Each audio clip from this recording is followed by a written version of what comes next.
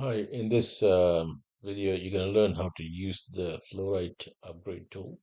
If you're upgrading from a FlowWright 9X, for example, 912, 910 or below, you can use this tool to perform the upgrade automatically.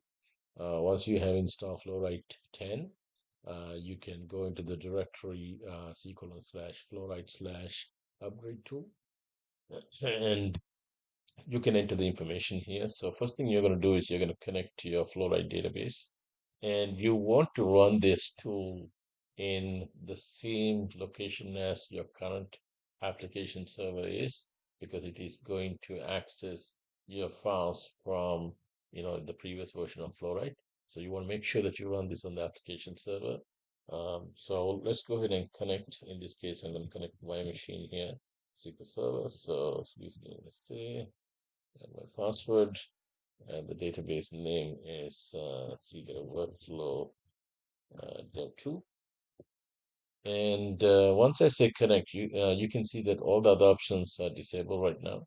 Once I say connect, you will see that still, the upgrade DB button is disabled. You have to click on this. I have taken the database backup, and make sure you take a database backup, because there's no way for us to go back once we make these database changes. So make sure you make a copy of the database or a backup of the database. So I'm going to go ahead and click this. And now if I say upgrade DB, this is going to go and modify all the configuration information in the database so that it will work with FlowWright version 10, 10.1. And this copy folders files, this is going to copy any data that's in the file system for FlowWright, old version of FlowWright, into FlowWright version 10x.